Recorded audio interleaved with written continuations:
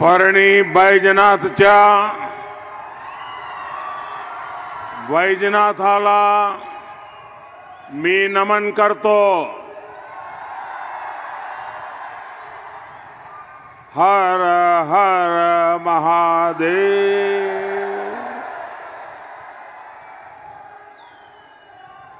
मैं संत भगवान बाबा संत नारायण महाराज को नमन करता हूं. योगेश्वर देवी को प्रणाम करता हूं.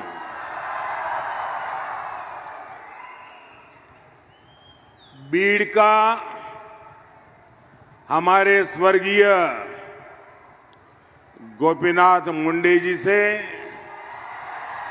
दिल का रिश्ता रहा है.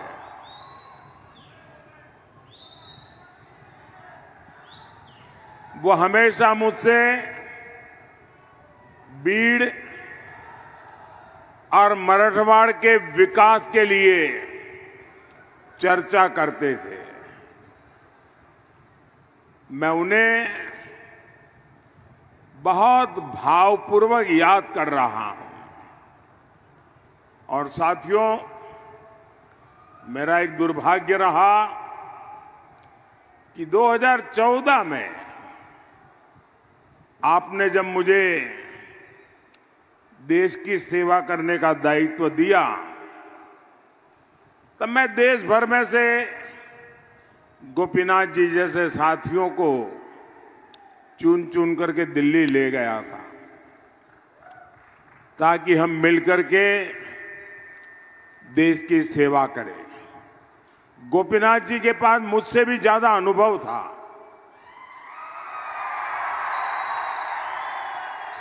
लेकिन मेरा ये दुर्भाग्य रहा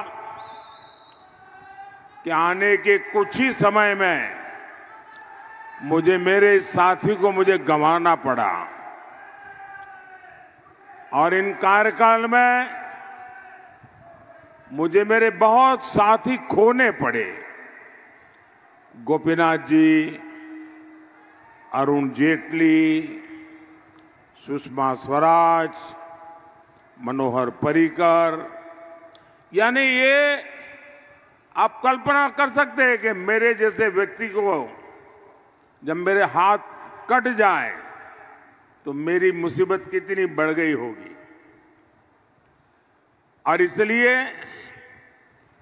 इन सब साथियों की मुझे बहुत याद आना, और यहां जब आया हूं तो स्वाभाविक रूप से गोपीनाथ जी की याद आना, और जो मैं कमी महसूस करता हूं वो मुझे फील होता है. साथियों, आज तीसरे फेज का मतदान खत्म होने पर है, और साथ ही इंडी अघाड़ी की उम्मीदें भी खत्म हो गई है. पहले चरण में इंडी अघाड़ी पस्त हुआ, दूसरे में ध्वस्त हुआ, और आज तीसरे चरण में इंडी अघाड़ी का कहीं कोई छोटा मोटा दिया अगर जल रहा था वो भी बुझ गया है. साथियों, मोदी विकसित भारत के मिशन पर निकला हुआ है. इस संकल्प के लिए आज मैं आपसे कुछ मांगने के लिए आया हूं. मुझे आपके आशीर्वाद चाहिए.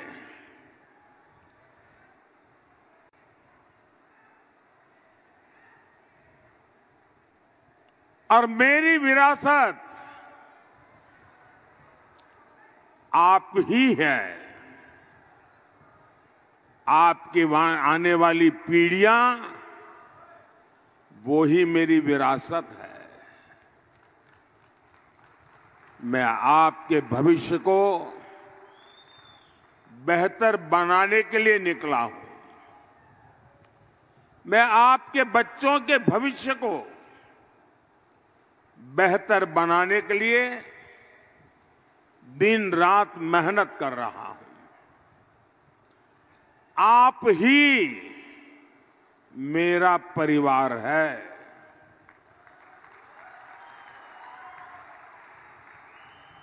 मेरा भारत, मेरा परिवार। लेकिन साथियों, आप जानते हैं ये इंडी अगड़ी किस एजेंडे के साथ चुनाव में है? इनका एक ही एजेंडा है। ये सरकार में आएंगे तो मिशन कैंसल चलाएंगे। इन्होंने कहा इंडी वाले जब सरकार में आए तो वो आर्टिकल 370 जो मोदी ने हटाया है उसको ही हटा करके फिर बिठा देंगे। इंडी वाले सरकार में आए तो मोदी जो सीएए लाया है उसको कैंसल करेंगे। इंडी वाले सरकार में आए तो मोदी जो 3 तलाक के खिलाफ कानून लाए हैं उसको कैंसल करेंगे। ये लोग मोदी जो किसान सम्मान निधि का पैसा किसानों को भेजता है उसको कैंसल कर देंगे। मोदी जो मुफ्त राशन की योजना लेकर के गरीब को मुफ्त राशन दे रहा है उसको कैंसल कर देंगे। हम देश के 55 करोड़ गरीबों को 5 लाख रुपए तक का मुफ्त इलाज दे रहे हैं। कांग्रेस एनडीए की ये योजना भी कैंसल कर देगी। और इतना ही नहीं, कांग्रेस वाले, इंडी अगाड़ी वाले राम मंदिर को भी कैंसल कर देंगे।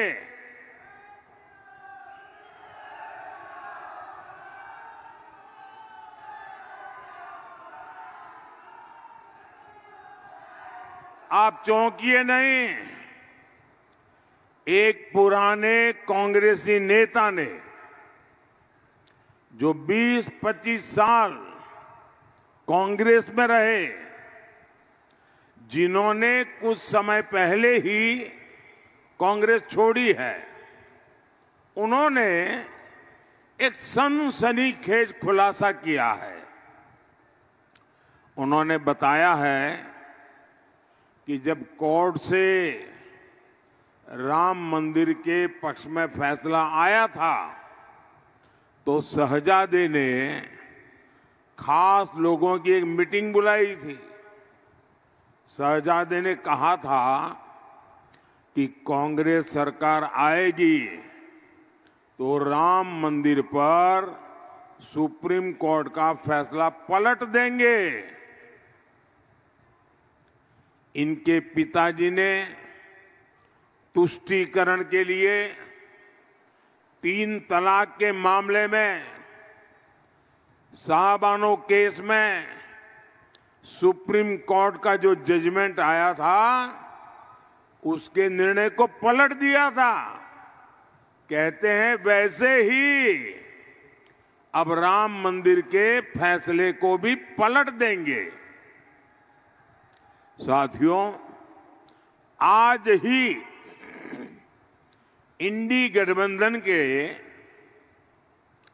एक और नेता ने कहा है कि राम मंदिर तो बेकार है। बताइए, यही नेता पहले भगवान राम की पूजा को पाखंड बता चुके हैं। किसी और धर्म के लिए ये ऐसी भाषा सपने में भी बोलने की हिम्मत नहीं दिखा सकते, लेकिन तुष्टीकरण के लिए, वोट बैंक के लिए ये लोग बार बार प्रभु श्री राम का, राम भक्तों का लगातार अपमान कर रहे हैं। क्या ऐसे लोगों का इंडी गठबंधन, आप मुझे जवाब देना, क्या ऐसे लोगों का इंडी गठबंधन महाराष्ट्र के गौरव को बढ़ा पाएगा? जरा पूरी ताकत से बोलिए, बढ़ा पाएगा? बढ़ा पाएगा? साथियों, कांग्रेस अब खुलकर वोट बैंक और तुष्टीकरण का खेल खेल रही है। आपने सुना होगा, इंडी अगाड़ी के लोग वोट जिहाद की अपील कर रहे हैं। महाराष्ट्र कांग्रेस के लोग 26/11 के मुंबई हमले के आतंकियों को क्लीन चिट दे रहे हैं। शिंदे जी ने अभी अपनी भाषण में इसका उल्लेख भी किया। कसाब समेत जो 10 आतंकवादी पाकिस्तान से आए थे, ऐसा लगता है कांग्रेस उनसे कोई रिश्तेदारी निभा रही है। देश पूछना चाहता है, कांग्रेस के लोगों और आतंकवादियों का ये रिश्ता क्या कहलाता है? देश भूला नहीं है वो दिन जब कांग्रेस के समय में आतंकियों का स्वागत प्रधानमंत्री आवास में होता था और देश ने वो दिन भी देखा था जब दिल्ली में बाटला हाउस में मारे गए आतंकियों के लिए कांग्रेस की सबसे बड़ी नेता आंसू बहा रही थी। आतंकवादियों के मरने पर इंडी अगाड़ी वालों, वही दिन देश में वापस लाना चाहते हो? याद रखो, मोदी चट्टान बनकर तुम्हारे सामने खड़ा है।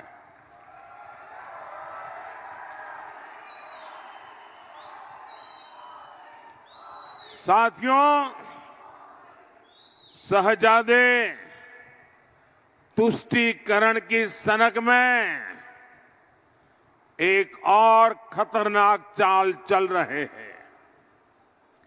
आप भी जानते हैं, बाबा साहब आंबेडकर ने दलितों, पिछड़ों को, आदिवासियों को आरक्षण का अधिकार दिया था।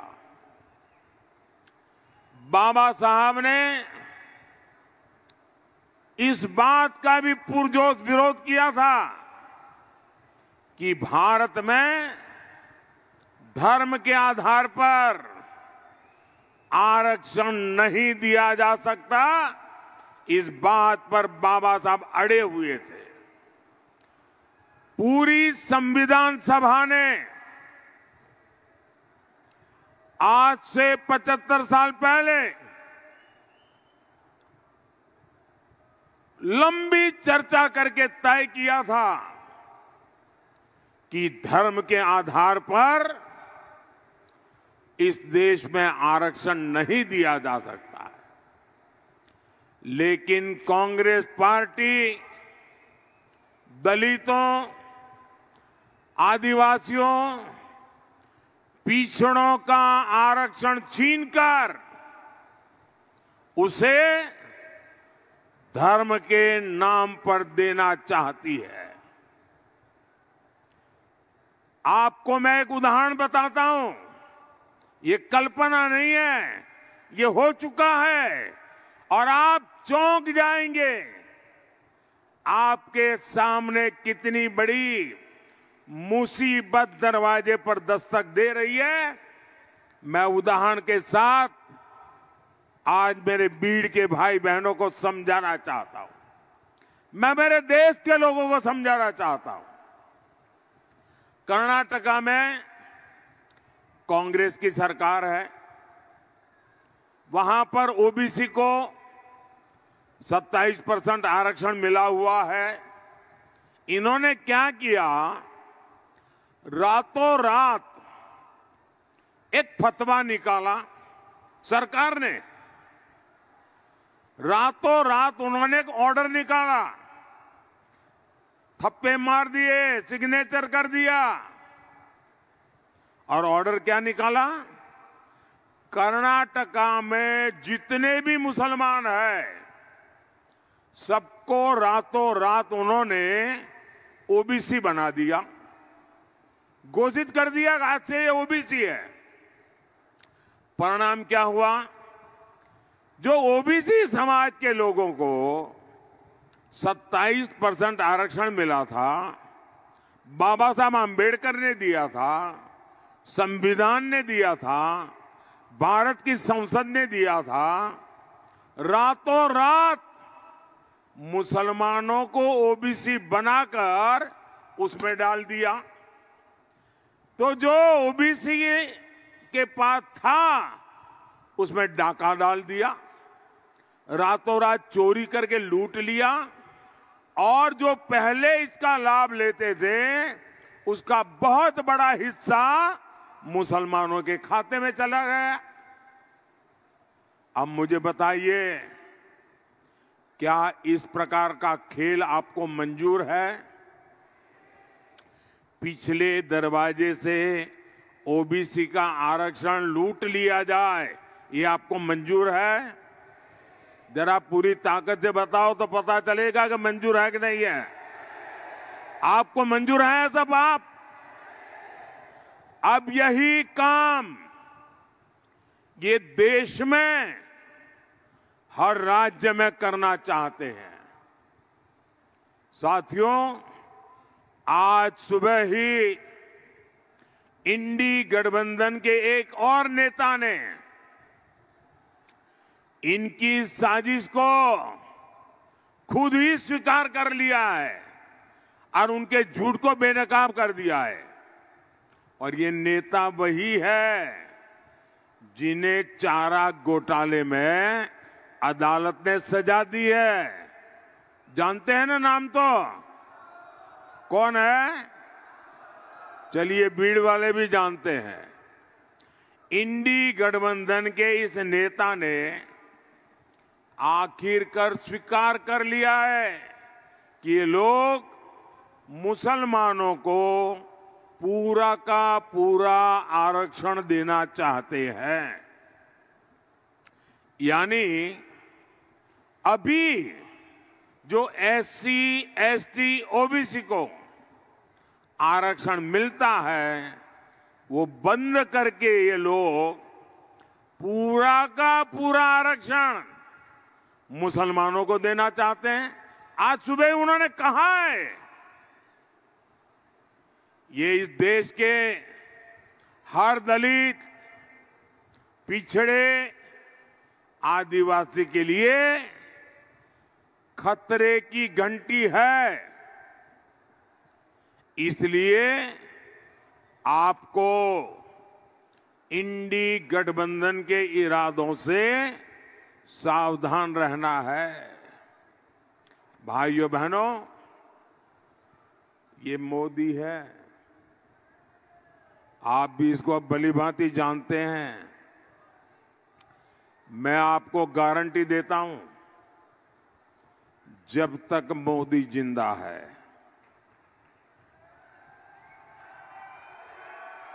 जब तक मोदी जिंदा है,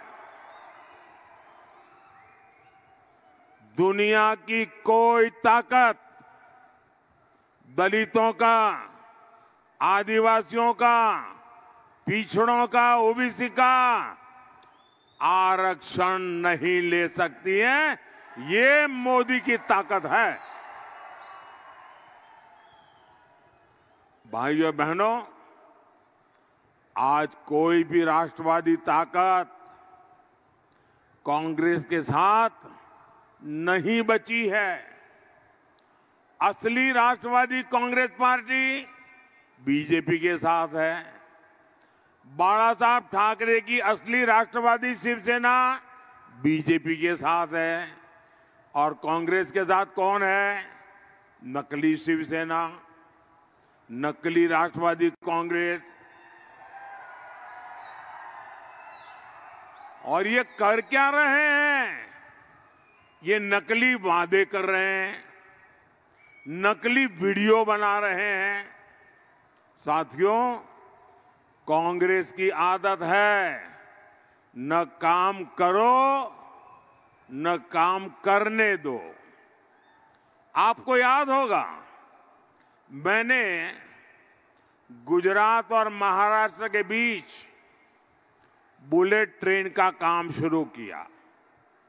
कांग्रेस ने पहले उसका मजाक उड़ाया, फिर उसका विरोध किया, और जब तक महाविनाश अघाड़ी की सरकार रही, इन्होंने काम बढ़ने ही नहीं दिया। अब ये अगर सरकार में आएंगे तो बुलेट ट्रेन का काम ठप कर देंगे। एक और बीजेपी ने अपने संकल्प पत्र में बुलेट ट्रेन के विस्तार की बात कर रही है। दूसरी ओर कांग्रेस और इंडिया गाड़ी बुलेट ट्रेन का विरोध कर रहे हैं।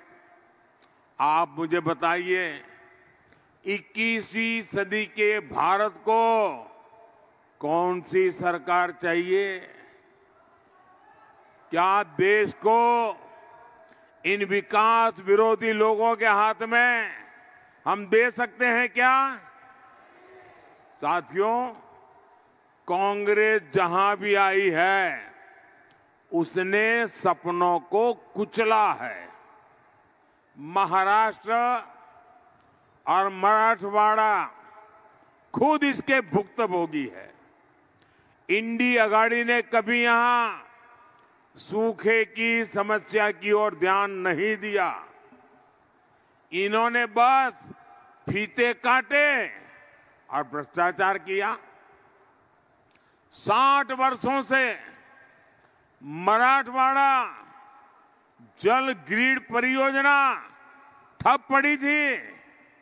आज एकनाथ शिंदे जी, देवेंद्र फडणवीस और अजित पवार मिलकर सिंचाई परियोजनाओं को मिशन मोड में आगे बढ़ा रहे हैं। साथियों, हमने पीएम कृषि सिंचाई योजना के तहत महाराष्ट्र के 27 प्रोजेक्ट को चुना है। इनमें से 10 प्रोजेक्ट पूरे भी हो चुके हैं। बाकी प्रोजेक्ट भी जल्द पूरे कर लिए जाएंगे।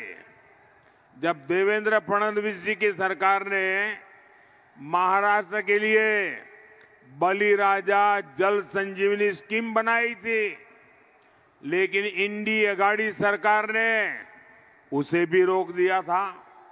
लेकिन अब इस स्कीम को गति मिली है। एनडीए को आपका आशीर्वाद ये सुनिश्चित करेगा कि ये मराठवाड़ा पानी के संकट से मुक्त हो। साथियों, मोदी किसी बड़े शाही परिवार से नहीं है। वो गरीबी से निकलकर आपके आशीर्वाद से यहां पहुंचा है। मुझे पता है किसान एक फसल के लिए कितनी मेहनत करता है। उसकी फसल अगर खराब हो जाती थी तो उस पर क्या बीतती थी। इसलिए मोदी ने फसल बीमा की गारंटी दी। आज हर वर्ष बीड़ के किसानों को बीमा के 500 से 700 करोड़ रुपए मिलते हैं। महायुति सरकार ने भी 1 रुपये में फसल बीमा की स्कीम शुरू की है। महाराष्ट्र सरकार किसान सम्मान निधि में भी 6,000 रुपये जोड़कर दे रही है। साथियों, मराठवाड़ा के विकास एनडीए की जिम्मेदारी है। आज भारतमाला परियोजना के तहत सूरत अक्कलकोट रोड हो 3,000 करोड़ रुपए की लागत से बन रहा छत्रपति संभाजी नगर से एडसी तक नेशनल हाईवे हो, अहमदनगर बीड़ परली रेल लाइन का निर्माण हो। कांग्रेस ने जिस मराठवाड़ा की उपेक्षा की थी, आज वो विकास के रास्ते पर आगे बढ़ रहा है। साथियों, 13 मई को महाराष्ट्र और देश के विकास की गारंटी का महापर्व है। आपका हर वोट मोदी के विकसित भारत के विजन को मजबूती देगा। भारतीय जनता पार्टी और एनडीए ने गोपीनाथ जी के सपनों को पूरा करने की जिम्मेदारी बेटी पंकजा को दी है। मेरा अनुरोध है, 13 मई को बेटी पंकजा मुंडे को भारी मतों से विजयी बनाएंगे। इसके लिए काम करेंगे। ज्यादा से ज्यादा मतदान कराएंगे। मतदान के पुराने सारे रिकॉर्ड तोड़ेंगे। कितनी ही गर्मी क्यों न हो, मतदान ज्यादा होगा। अब पार्लियामेंट तो जीतना है, लेकिन मेरा एक और काम है, करोगे? मुझे पोलिंग बूथ जीतना है। ये पार्लियामेंट सीट में जितने पोलिंग बूथ है, वो सारे पोलिंग बूथ जीत सकते हैं क्या? आप पोलिंग बूथ जीत करके दिखाएंगे क्या? सारे के सारे पोलिंग बूथ में भाजपा का, एनडीए का झंडा झुकना नहीं चाहिए। करेंगे? अच्छा, मेरा एक काम करेंगे। ये जो मेरा काम है ना, ये चुनाव वाला काम नहीं है, न ही वो पंकजा वाला काम है, न वो भाजपा वाला काम है। ये मेरा पर्सनल काम है। करोगे? ठंडे पड़ गए यार, जरा हाथ ऊपर करके ताकत से बताओ ना। करेंगे? पक्का करेंगे? तो एक काम मेरा जरूर करना, ज्यादा से ज्यादा घरों में जाकर के परिवार के सबको मिलना और मिलकर के कहना कि अपने मोदी आए थे और मोदी ने आपको प्रणाम भेजा है। मेरा प्रणाम पहुंचा दोगे? घर घर पहुंचा दोगे? हर माता बहन को पहुंचा दोगे? हर बुजुर्ग को पहुंचा दोगे? जब आप उनको मेरा प्रणाम पहुंचाओगे ना, वो जरूर मुझे आशीर्वाद देंगे। और जब वो मुझे आशीर्वाद देते हैं तो मेरी ऊर्जा अनेक गुना बढ़ जाती है। और आपके लिए खपने का मेरा संकल्प मजबूत हो जाता है। मेरे साथ बोलिए, भारत माता की, भारत माता की, भारत माता की। बहुत बहुत धन्यवाद।